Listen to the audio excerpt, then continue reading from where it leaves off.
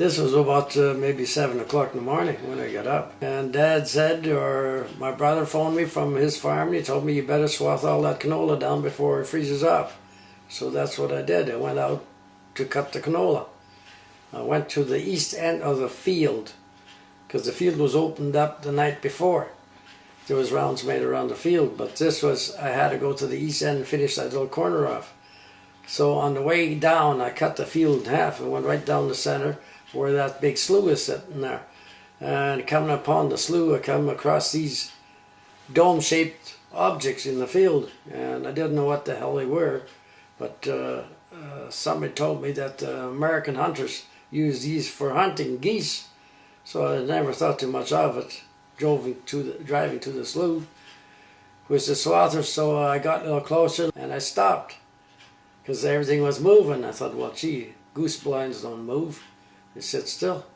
So I thought to myself, well, I might as well get off to see what this contraption is. So I got off on the ladder side of the swather and I walked towards him, and I stopped about roughly 15 feet away from the object because I could see right underneath through it to the bottom. The grass was moving, and I thought to myself, what the devil is that contraption anyway? Because they weren't on the ground, they were off the ground. They were about a foot off the ground. And they were sitting there going around in a circle. They weren't standing stationary. I thought the machine was stationary, and it wasn't. It was going counterclockwise. The grass was going one way, and the machine was going the other way. So I walked a little closer. I wanted to really see what it was, but it was moving.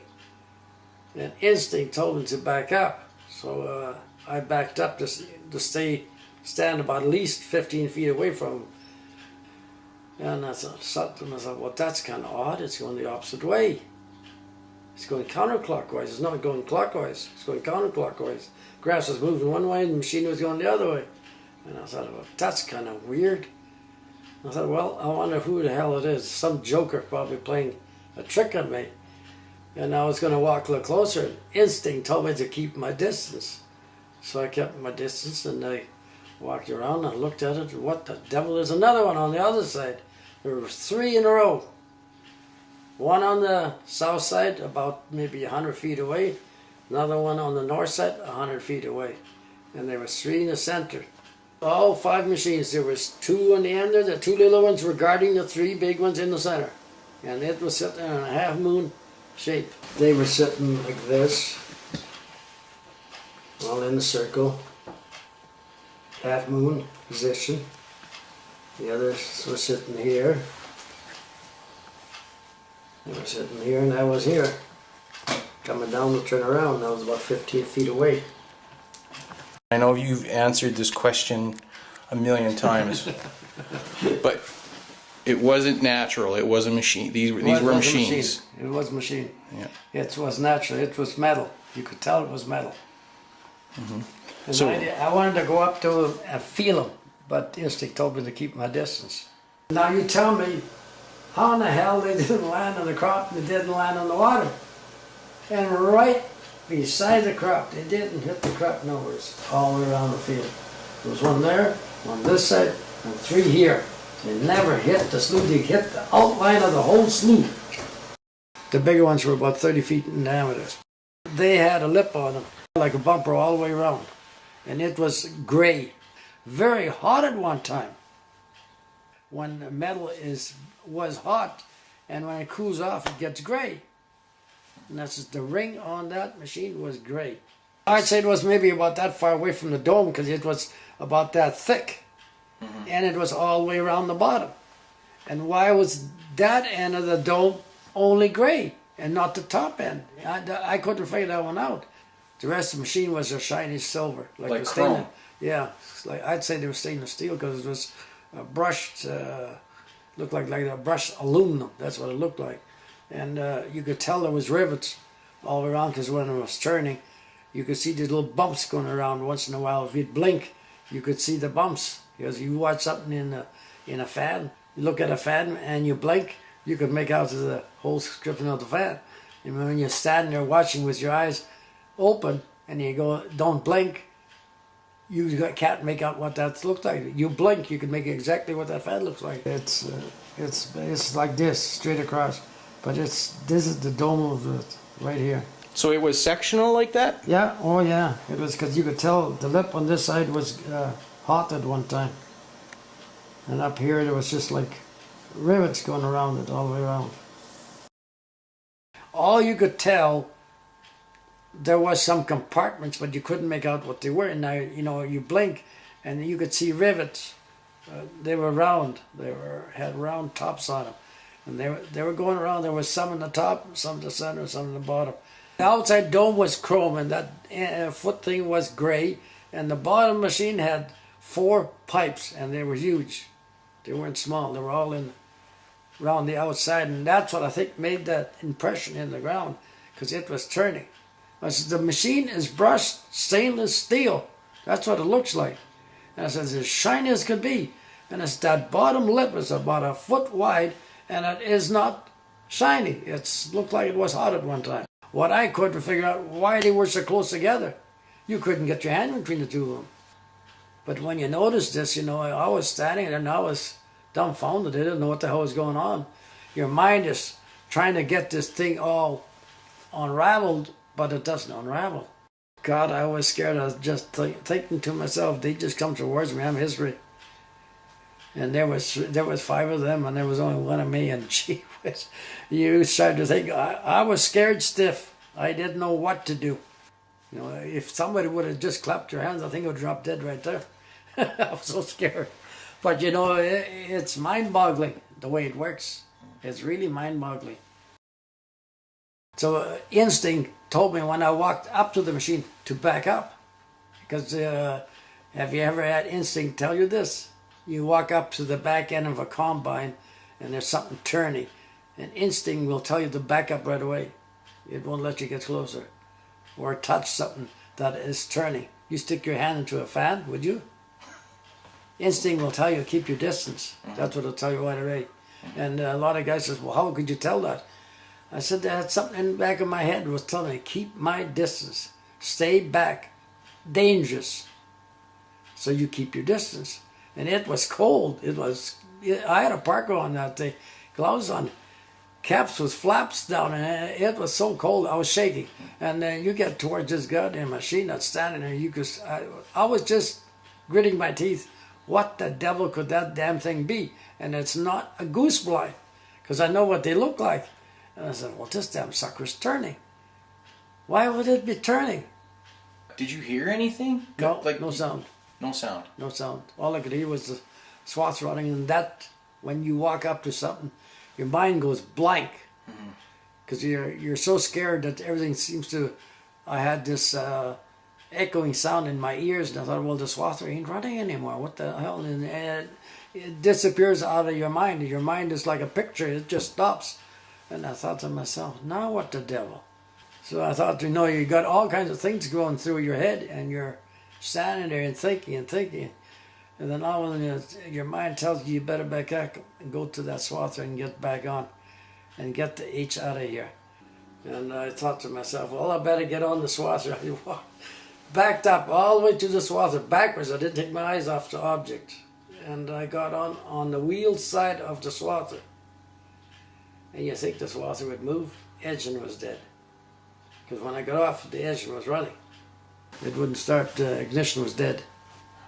It was completely dead. And the engine was running when I got off of it. Because the ignition key was turned over to the side. And I tried it and it just would not start. So I'm sitting there waiting, thinking what the hell to do. What are you going to do? And that damn thing comes towards you. I'm telling you, I was so scared I didn't know. The whites, I could imagine my gloves, the whites, you could see all your knuckles, because I was sitting there just gritting my teeth trying to move, and I couldn't. So it was cold, and I was sitting there. I don't know how long I sat on that spot.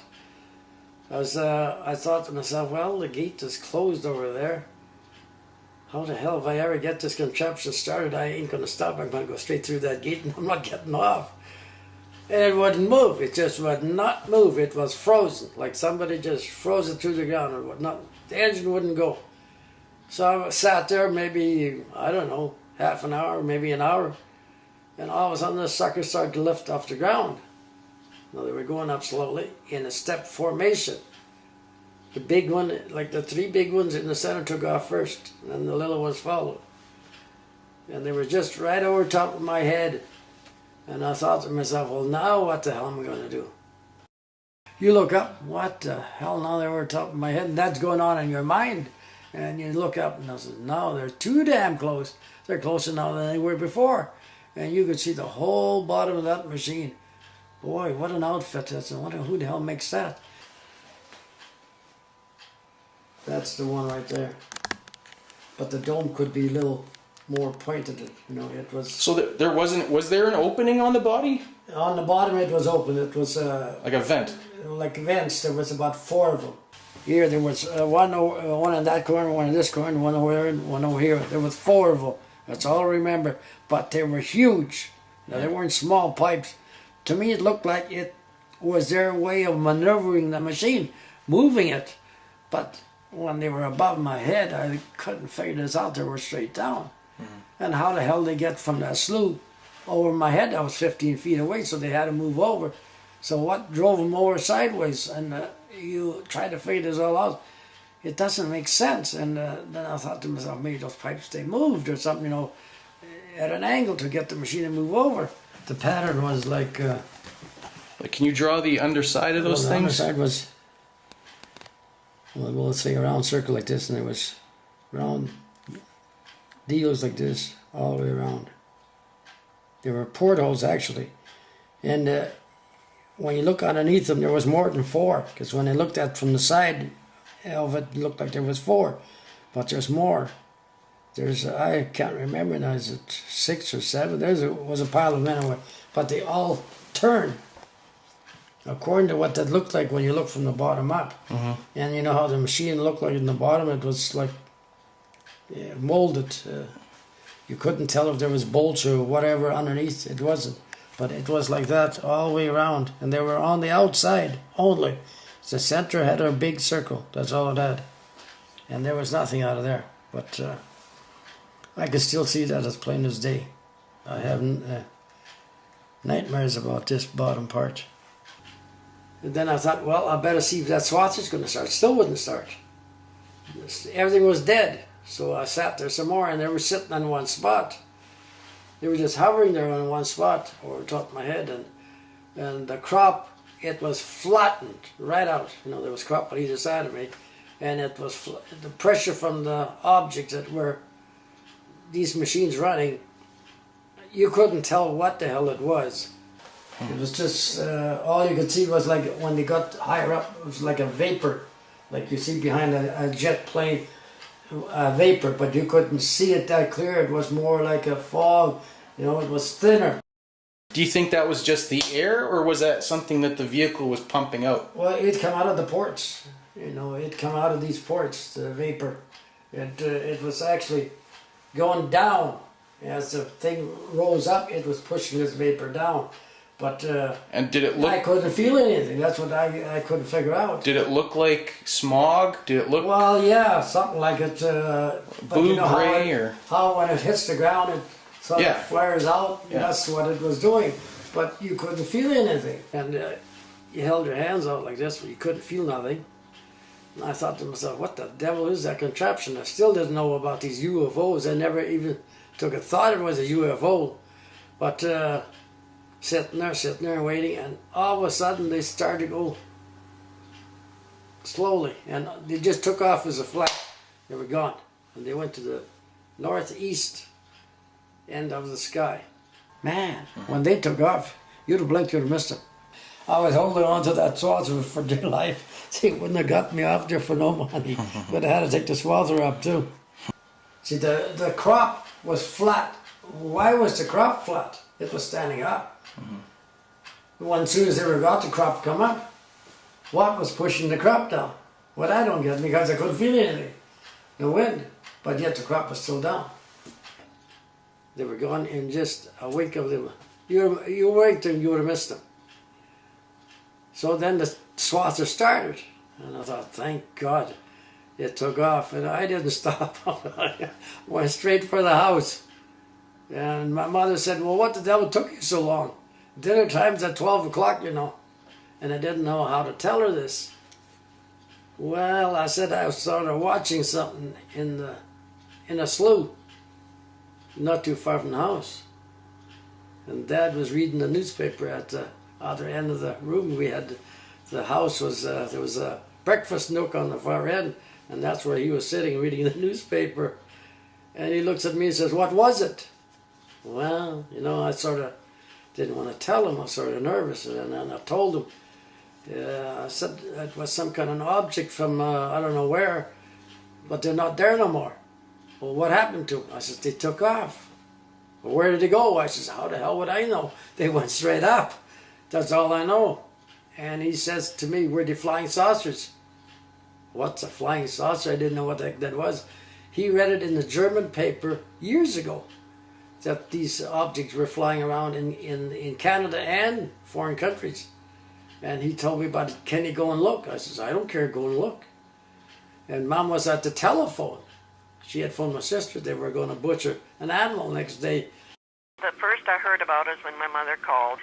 Ruth, something terrible happened. I says, what do you mean? Well, she says Edwin was home for lunch, and he didn't look very good, and he said he saw these circles in the, or these things. They were like flying saucers, and he showed with his hands, you know, how they were shaped and that. And he said there were 5 of them, and then of course my dad didn't believe him. He says, oh, come on, and he says yes, and he couldn't eat his lunch. And so then, and then this is what my mother was telling me, and she didn't know what to say. And, well, I says, I don't know what you're talking about. You know, it just didn't make sense to me. She says he saw something out there, and he was really scared. I think it scared him half to death. And I says, well, what was it? And she says, I don't know. She says, if it was a plane, it wasn't a plane. I says, well, was it an airplane? Maybe. She said, no. And Ron Moyer happened to be over there at the house in town here. And she says to my sister, a helicopter had landed in the slough. And I was hollering from the table. I said, no, it wasn't no helicopter. And, well, you know how older people are. They don't pay attention to what you're saying.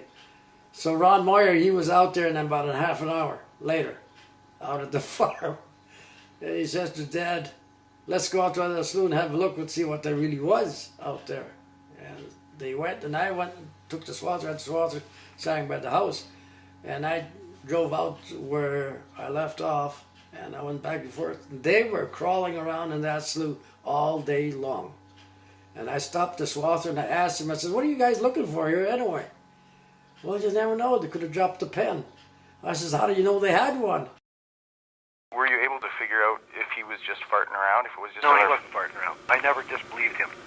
All was unexplainable, you know. Yeah. I mean, the facts for what they were, the pictures, the grass, all of that is, you know, it's all what it was. And for me to say, you know, to solve that and say, yeah, it was definitely this, I couldn't do that, you know. All you could see in the slough was like a tripod, like you got here. The marks were in the slough, in the grass. And all you could see was these marks, and like somebody was walking around. A tripod step going into that object. But there was tracks all around the machine. There was footprints around that spacecraft. But you know, they're not footprints, they're just, you know, marks in the grass, that's all it is. And that was high grass. And which one of these had the tracks around it, the stomping? This one here, the front one. That was sitting on that side had the tripod track on it, like the door actually opened on it. So that machine had to be sitting stationary to open. Okay, so it had stopped spinning, and there was something triangular. Yeah, sitting there. Right there. Mm-hmm. Huh. And they can't explain this to me. The scientists, they checked that all out, and they don't know. All they know that they said it was a door that was opened on the side of the spacecraft. Because it was a tripod. They had 3, the front leg was here, and 2 on this side, and it was open. Those tripods sitting right there. was open, so you could see there was something was out because the grass was bent down. And they walked around. Yeah. Just around here. Just around that front part. There was nowhere else. The grass was all standing up on that side. Just on this one side over here. There was about 30 feet across the middle. They were big, huge. Oh. And there was 3 of them sitting like they looked like one machine because they were bumped together so close. And I said, well, how did... Because I said to Ron Myers, what do you think that really was? Devil only knows, that's all he kept saying. I says, I don't know. I says, why are you saying a devil only knows? Well, he says, where were they from? I says, gosh, don't ask me. I didn't stop to ask him. I didn't even get close enough to him. Because instinct told him to keep my distance. He says, what do you think it is? I says, I don't know what it is. Why are you asking me this? I'm asking you. You're the cop. You're supposed to be investigating this. And he says, well, I can tell you what they were, but you won't believe me. Well, I says, I have to. I says, I'm the only guy that's seen them. You never seen them. I seen them live. You know, the machine was turning and everything. But they're not here now. But I says, you may be watching them in the sky because they flew northeast. Whatever he saw was there, and they came from above and they left via the same route. He saw something. And I said to the RCMP, I says, you know, in the northeast of the sky, there is red lights. Red, orange, yellow, green, all kinds of colors of lights. And they're not sitting still, moving back and forth. He says, what do you think they are? I says, I don't know. I'm asking you that. You're the policeman. Well, he says, why are you asking me? I don't know that either. He's not asking you what they are. I says, I haven't got a clue. And my dad told him, he says, they're unidentified flying objects. And this went on, for maybe 5-10 minutes. And I had just told him, I says, I can't sit there and talk. I have to take off and swath this field. And I got to get it swathed by the day's over. And there was 190 acres there. And so I got that field swathed. Ron Moyer says, now what the devil are we going to do? He says, don't look at me. I can't do nothing. I says, well, isn't the RCMP supposed to do something? Fence this place off? How do you know it's not radioactive? Oh, he says, I never thought of that. And it was.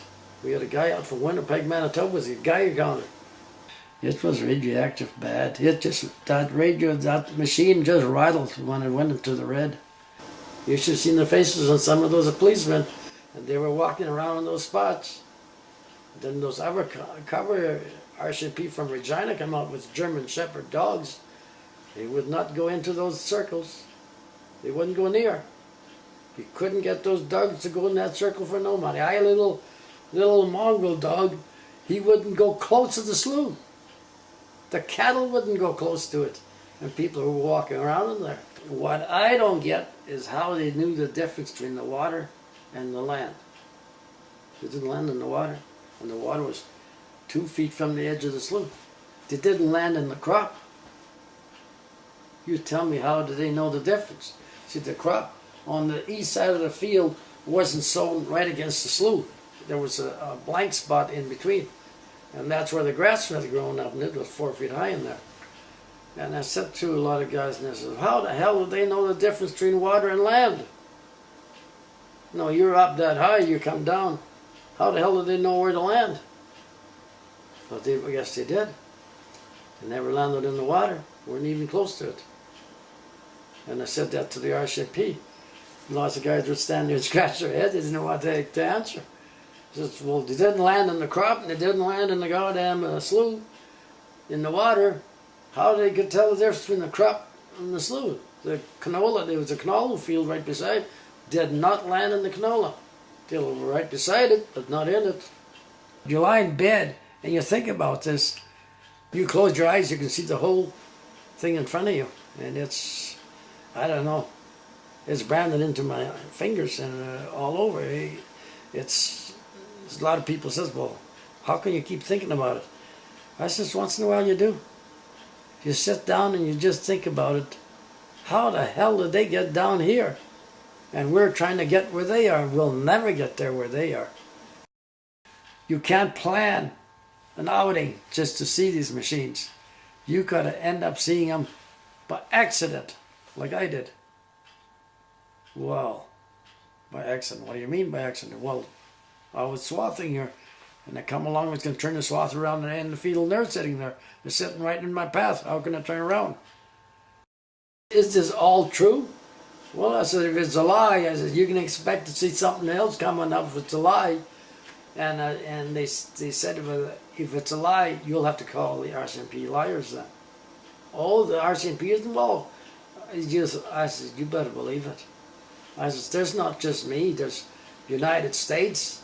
The Air Force come flying in with 6 planes, aircrafts, which flew over the slough from every angle taking pictures. And I said, well, the Canadian Air Force was in there, the Navy was in there, the Army was in there. Now, well, who are you going to call liars here?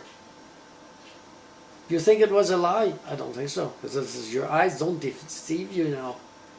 That's what I saw. I saw what you don't have to believe me. I don't care what you believe, but what I saw was real. I says, when you were sitting on a swather and it does not move off the spot, there's something got to be haywire here. I wouldn't want to go through it again, never again, because your bones, they ache like you had electrical shock. My joints, I couldn't move hardly for about 2 weeks. It bothered me. What I've shared with you here is just a small sliver of a large body of information that I have. I haven't talked about the science, the radioactivity of the site, the craziness of humanity that surrounded the farm, and Edwin in the years after his story went public. I talked to Edwin's entire family. They all confirmed that his story is true and he wouldn't lie about what happened that day. I also talked to retired Constable Ron Moyer, who was the initial reporter on the event. Even if you discount everything he said, that still doesn't explain what happened in 1989 when the objects returned, this time hovering over an elementary school. The children who were out for recess and the teacher who witnessed it reported that the objects were exactly as Edwin had described, only they were shining brightly.